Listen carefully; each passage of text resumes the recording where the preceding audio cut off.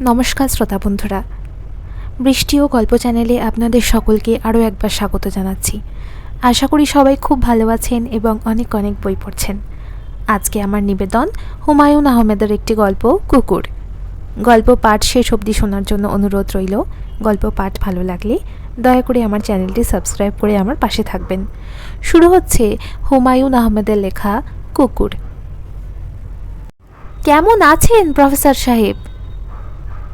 আমি মনের বিরক্তি গোপন করার প্রাণপণ চেষ্টা করতে করতে বললাম, জি ভালো আছি। ভদ্রলোক হাসি মুখে বললেন, বসবো খানিকক্ষণ? বসুন, আমি অবশ্যই কিছুক্ষণের মধ্যেই বেরোবো। আমাকে কি চিনতে পারছেন? জি না। ওই যে মোড়ের সিগারেটের দোকানের সামনে আলাপ হলো, আপনি সিগারেট কিনছিলেন, আমি পান। আমি ভদ্রলোককে চিনতে পারলাম না। মোড়ের পানের দোকানে সামান্য আলাপের পর সারা জীবন চিনে রাখবো, আমার স্মৃতিশক্তি এত ভালো নয়। ভদ্রলোক হাসি মুখে বললেন, আমার নাম আলিমুজ্জামান। পোস্টাল সার্ভিসে ছিলাম, 3 বছর আগে রিটায়ার করেছি। 8 মে মঙ্গলবার। এখন ঘরেই থাকি, একটা বাগান করেছি। ভালো, খুব ভালো। ভদ্রলোক সোফায় বসেছেন, কৌতূহলী চোখে চারদিক দেখছেন। বারবার আমার বইয়ের আলমিরায় তার চোখ আটকে যাচ্ছে। আমি শঙ্কিত বোধ করছি। এক্ষুনি হয়তো বলবেন, আপনার তো অনেক বই, কয়েকটা নিয়ে যাই, পড়ে ফেরত দেব। আমি এখনো পর্যন্ত কাউকে দেখিনি যে বই পড়ে ফেরত দেয়। ইনিও দেবেন তা মনে হয় না। বই নেওয়ার ছুতোয় রোজ এসে বিরক্ত করবেন। আমি এমন কোনো মিশুক লোক না যে এই বুড়ো মানুষটির সঙ্গ পছন্দ করব। প্রফেসর সাহেব, আপনি কি ভূত প্রেত এইসব বিশ্বাস করেন? জি না, করি না। শুনে ভালো লাগলো। আজকাল শিক্ষিত লোক দেখি এইসব বিশ্বাস করে। মনটা খারাপ হয়। মানুষ চাঁদে যাচ্ছে বিশ্বাস করছে, আবার ভূতও বিশ্বাস করছে। ফিজিক্সের এক প্রফেসরের হাতে দেখছি 4টা পাথরের আংটি। আমি চুপ করে রইলাম। আমার কাছ থেকে উত্তর না পেয়ে ভদ্রলোকের আলাপের উৎসাহ হয়তো কমে যাবে। তিনি বিদায় হবেন। প্রফেসর সাহেব। জি। আপনি কি কোইন্সিডেন্সে বিশ্বাস করেন? আপনার প্রশ্নটা ঠিক বুঝতে পারলাম না। কাকতালীয় ঘটনা। আমি এখনো আপনার প্রশ্নটা বুঝতে পারছি না।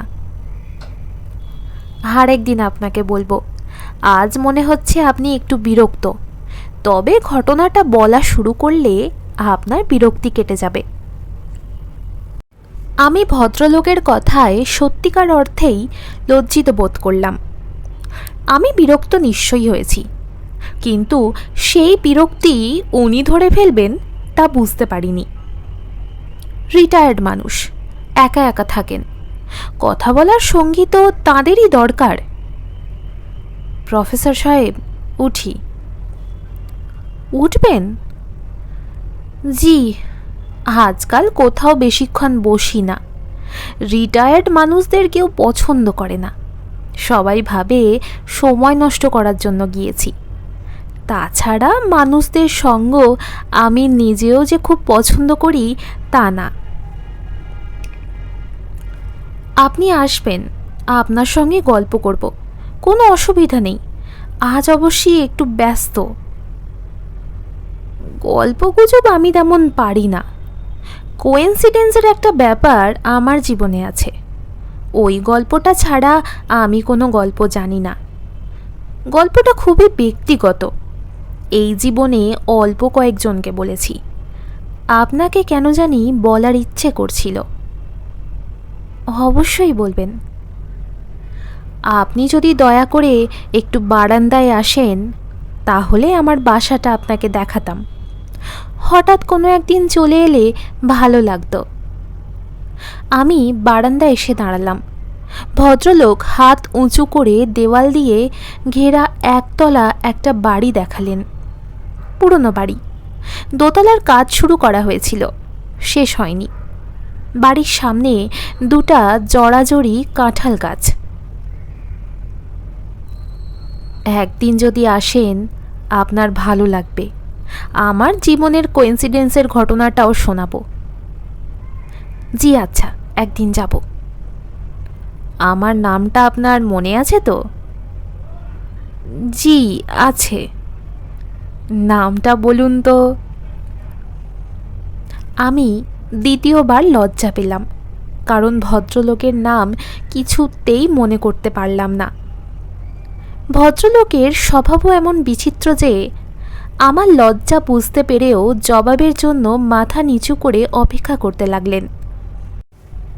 নামটা বোধহয় আপনার মনে পড়ছে না, তাই না? জি না, মনে থাকার কথাও না।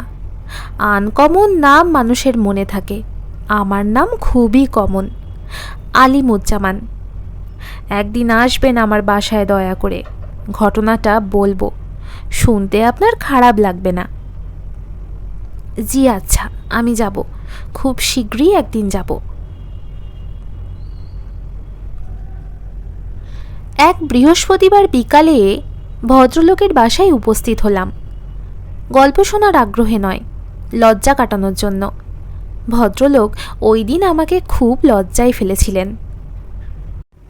বাসায় ঢুকে আমার বিস্ময়ের সীমা রইল না।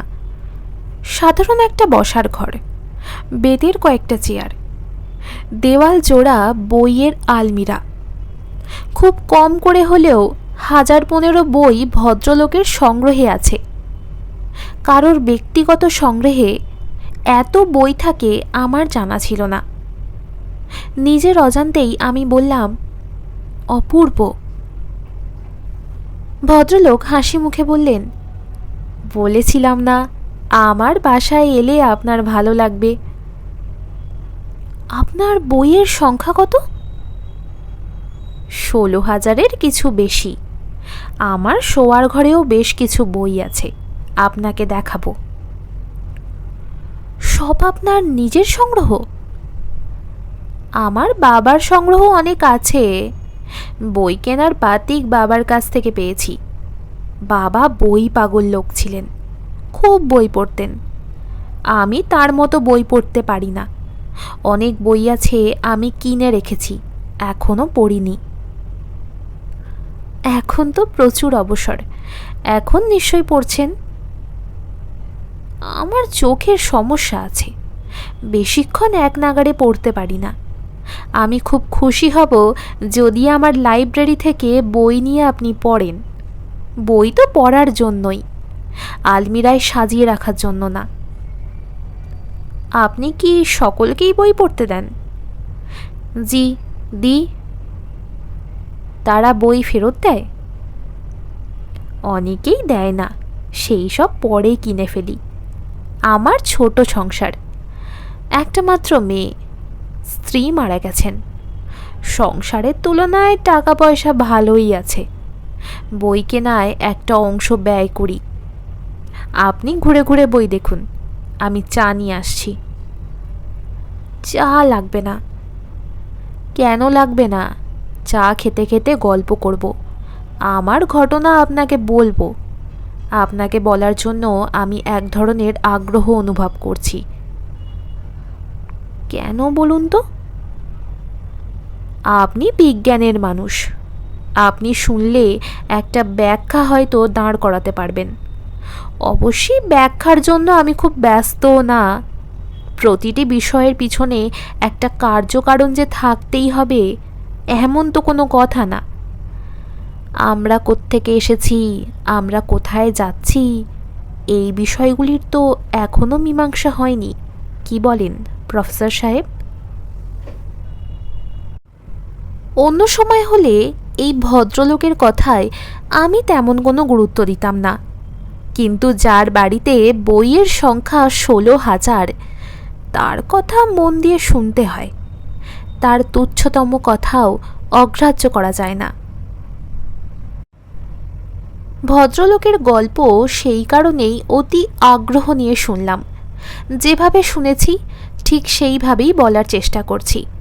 ভদ্রলোক গল্পের মাঝামাঝি পর্যায়ে এসে ইংরাজিতে বলা শুরু করেছেন। আমি তা করছি না, কোনো রকম ব্যাখ্যা বা টিকা টিপ্পনিও দিচ্ছি না, পুরোটা পাঠকদের ওপর ছেড়ে দিচ্ছি। ভাই, ঘটনাটা তাহলে বলা শুরু করি। কিছু কিছু মানুষ আছে পশুপ্রেমিক। কুকুর, বেড়াল, গরু, ভেড়া এই সব জন্তুর প্রতি তাদের অসাধারণ মমতা। রাস্তায় একজন ভিখারি চিৎকার করে কাঁদলে সে ভিখারির কাছে এগিয়ে যাবে না, কিন্তু একটা বিড়াল কুঁই কুঁই করে কাঁদলে ছুটে যাবে, বিড়ালটাকে পানি খাওয়াবে। আপনাকে শুরুতেই বলে রাখি, আমি এরকম কোনো পশুপ্রেমিক না। কুকুর, বেড়াল এইসব আমার অপছন্দের প্রাণী। একটা গরু বা ভেড়ার গায়ে আমি হাত দিতে পারি, কিন্তু কুকুর বা বেড়ালের গায়ে হাত দিতে আমার ঘেন্না লাগে। তাছাড়া ডিপথেরিয়া, জলাতঙ্ক এইসব অসুখ এদের মাধ্যমে ছড়ায়, এটাও আমি সবসময় মনে রাখি। যাই হোক, গল্পের মূল পর্বে ফিরে যাই। আমি যখন ইন্টারমিডিয়েট ফার্স্ট ইয়ারে পড়ি, শীতকাল, কলেজ প্র্যাকটিক্যাল শেষ করে বাসায় ফিরতে ফিরতে সন্ধ্যা হয়ে যায়। তখন পড়ি কুমিল্লা ভিক্টোরিয়া কলেজে। আমাদের বাসা ঠাকুরপাড়ায়। একদিন বাসায় ফিরছি, দিনটা মনে আছে, বুধবার। সন্ধ্যা মিলিয়ে গেছে, গায়ে গরম কাপড় ছিল না, প্রচণ্ড শীত লাগছে। বাসার কাছাকাছি এসে দেখি পাড়ার 3-4টে ছেলে কাগজ, খড়কুটো এইসব জড়ো করে আগুন করছে। আমাদের সামনের বাসার নানটুকেও দেখা গেল, মহা তেঁদর ছেলে। তার হাতে একটা কুকুর ছানা, ছানাটার গায়ে কাপড় জড়ানো, শুধু মুখ বার হয়ে আছে। কুকুরছানা আরামে কুঁই কুঁই করছে। আমি বললাম, কি হয়েছে রে নান্টু? নান্টু দাঁত বের করে হাসল। অন্য একজন বলল, নান্টু কুকুরকে কম্বল পরিয়েছে, শীত লাগে তো এই জন্য। দলের বাকি সবাই হো হো করে হেসে উঠল। ছেলেগুলির বয়স 10 থেকে 11-র মধ্যে। এই বয়সের বালকরা সব সময় খুব আনন্দে থাকে, নানা জায়গা থেকে আনন্দের উপকরণ সংগ্রহ করে। কুকুরকে কাপড় দিয়ে মোড়া হয়েছে, এতেই তাদের আনন্দের সীমা নেই। মানুষের সাধারণ প্রবৃত্তি হচ্ছে আনন্দে অংশগ্রহণ করা। আমি ওদের দিকে এগিয়ে গেলাম। অবাক হয়ে লক্ষ্য করলাম আমার এগিয়ে যাওয়াটা কেউ তেমন পছন্দ করছে না, মুখ চাওয়াচাবি করছে। হয়তো তারা চায় না ছোটদের খেলায় বড়রা অংশগ্রহণ করুক। নান্টুকে খুবই বিরক্ত মনে হলো। ওদের কাছে গিয়ে দাঁড়ানো মাত্র কেরোসিনের গন্ধ পেলাম। হয়তো বাসা থেকে কেরোসিন এনে কেরোসিন ঢেলে আগুন করেছে। বালকরা কায়দা কানুন করতে খুব ভালোবাসে। কেরোসিন দিয়েছিস নাকি? কেউ কোনো জবাব দিল না। নান্টুর মুখ কঠিন হয়ে গেল। আমি ব্যাপারটা কিছুতেই বুঝতে পারছি না। নান্টু বলল, আপনি চলে যান। তার গলা কঠিন, চোখের দৃষ্টি তীক্ষ্ণ। তাকিয়ে দেখি নান্টুর কোলের কুকুরছানাটা ভিজে চুপচুপ করছে। বুকটা ধক করে উঠল। এরা কুকুরছানার গায়ের কাপড় কেরোসিন দিয়ে চুপিয়েছে নাকি? নতুন কোনো খেলা? একে আগুনে ছেড়ে দেবে না তো? শিশুরা মাঝে মাঝে নিষ্ঠুর খেলায় মেতে ওঠে। আমি কড়া গলায় বললাম, এই নান্টু, তুই কুকুরটার গায়ে কেরোসিন ঢেলেছিস? নান্টু কঠিন মুখে বলল, তাতে আপনার কি? কেন কেরোসিন ঢাললি? নান্টু কিছু বলল না। অন্য একজন বলল, কুকুরটাকে আগুনের মধ্যে ছাড়ব। এর গলায় ঘুঙরু বাঁধা আছে, আগুনে ছাড়লে এর গায়ে আগুন লাগবে আর সে দৌড়বে, ঘুঙরু বাজবে, যত তাড়াতাড়ি দৌড়বে তত তাড়াতাড়ি ঘুঙরু বাজবে, এটাই মজা। আমি হতভম্ব, এরা বলে কি, এরা বলে কি? ছেলেটার কথা শেষ হওয়া মাত্রই নান্টু কুকুরছানাটা আগুনে ফেলে দিল। দাউ দাউ করে আগুন জ্বলে উঠল। কুকুরছানা দৌড়ল না, এক জায়গায় দাঁড়িয়ে রইল। হয়তোবা সে মানুষের নিষ্ঠুরতায় হতভম্ব হয়ে গিয়েছিল। আমি আগুনের ওপর লাফিয়ে পড়লাম। আমার শার্টে আগুন ধরে গেল, প্যান্টে আগুন ধরে গেল। এইসব কিছুই গ্রাহ্য করলাম না। আমার একমাত্র চিন্তা বাচ্চাটাকে আগুন থেকে বের করতে হবে। আলিমুজ্জামান সাহেব থামলেন। আমি বললাম, বের করতে পেরেছিলেন? হ্যাঁ। বাচ্চাটা বেঁচে ছিল? না, বাঁচেনি, বাঁচার কথাও না। আমার গায়ে 3rd ডিগ্রি বার্ন হয়ে গেল। কুমিল্লা মেডিকেলে কিছুদিন ছিলাম, তারপর আমাকে পাঠানো হলো ঢাকা মেডিকেল কলেজ। 2 মাসের ওপর হাসপাতালে থাকতে হলো। এক পর্যায়ে ডাক্তাররা আমাকে বাঁচানোর আশা ছেড়েই দিলেন। সেই সময় বার্নের চিকিৎসার কোনো ব্যবস্থা ছিল না, স্কিন গ্রাফটেনিং হতো না, অল্পতেই শরীরে ইনফেকশন হয়ে যেত। যাই হোক, বেঁচে গেলাম। তবে সেই বছর পরীক্ষা দিতে পারলাম না। আলিমুজ্জামান সাহেব নিঃশ্বাস নেওয়ার জন্য থামা মাত্রই আমি বললাম, আপনি একজন অসাধারণ মানুষ। মোটেই না, আমাকে বোকা বলতে পারেন। সামান্য একটা কুকুরছানার জন্য নিজের জীবন যেতে বসেছিল। তখন সবাই আমার বোকামির কথা আলোচনা করত। আমার নিজেরও মাঝে মাঝে মনে হয়েছে হয়তো বোকামিই করেছি। একজন মানুষের জীবন কুকুরের জীবনের চেয়ে অবশ্যই মূল্যবান। আপনার গল্প শুনে মুগ্ধ হয়েছি। এটা গল্প না, এটা গল্পের ভূমিকা। মূল গল্প এখন বলবো। ঢাকা থেকে সুস্থ হয়ে বাসায় ফিরেছি। শরীর তখনও খুব দুর্বল।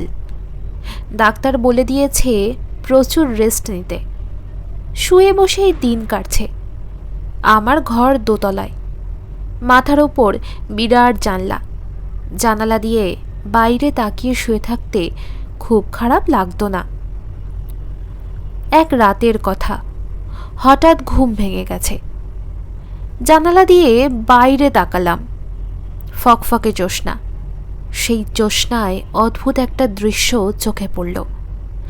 রাজ্যের কুকুর এসে জড়ো হয়েছে বাসার সামনে।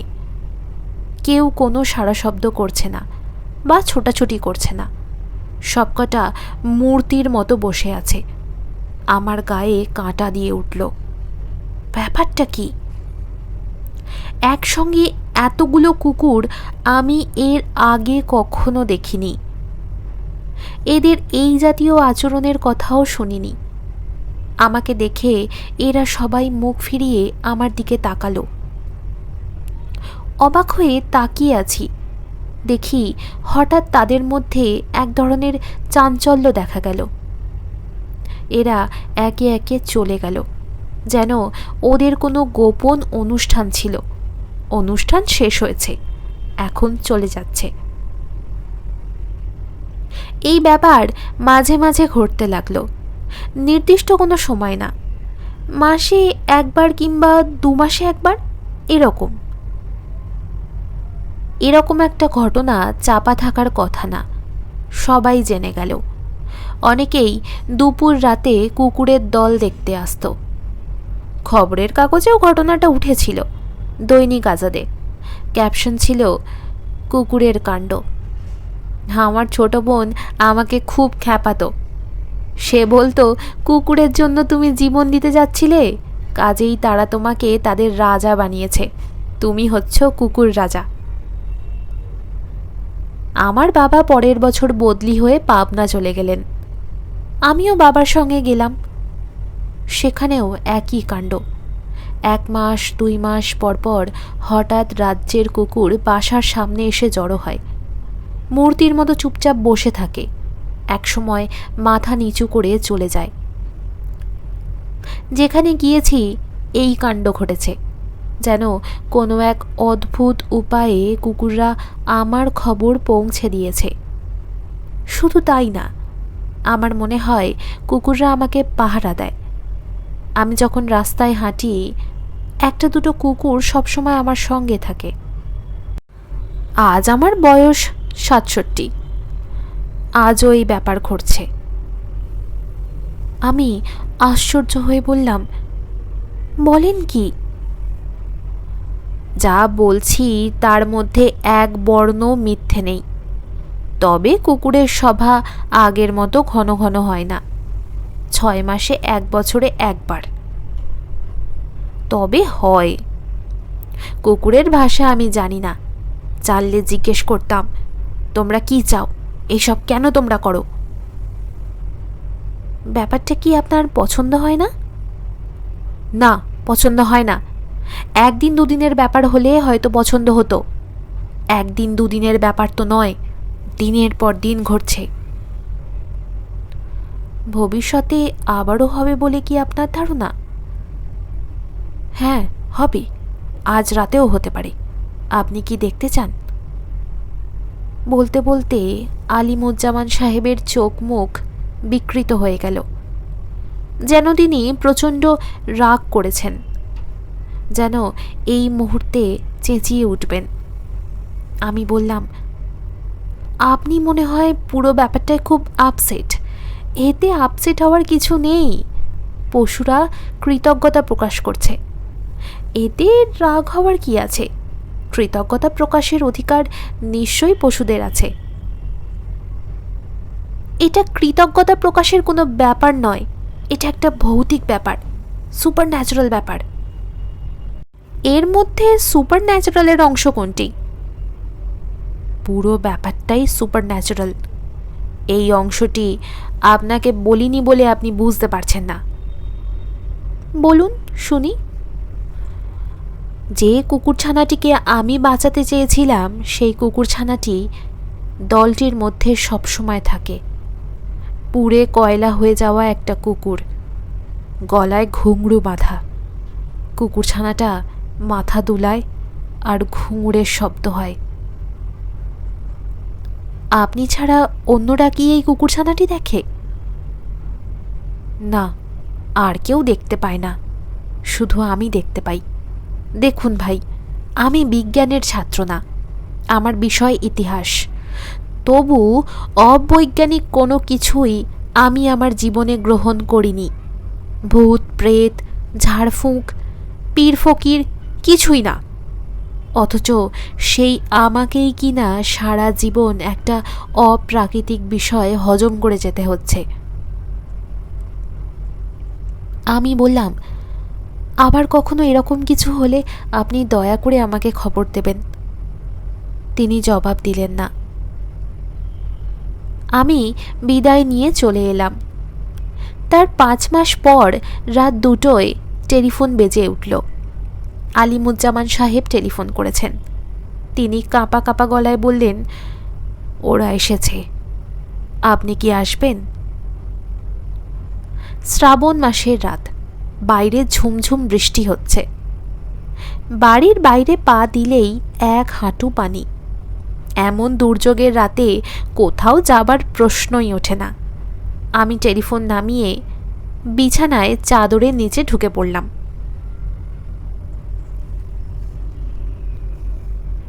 শেষ হলো আজকের গল্প, হুমায়ুন আহমেদের লেখা কুকুর। গল্প পাঠ আপনাদের কেমন লাগলো কমেন্ট করে জানাতে ভুলবেন না। ভালো থাকুন, সুস্থ থাকুন। আমার চ্যানেলটি অবশ্যই সাবস্ক্রাইব করুন। বেশি বেশি করে বই পড়ুন। শেষ অবধি আমার সাথে থাকার জন্য অনেক ধন্যবাদ।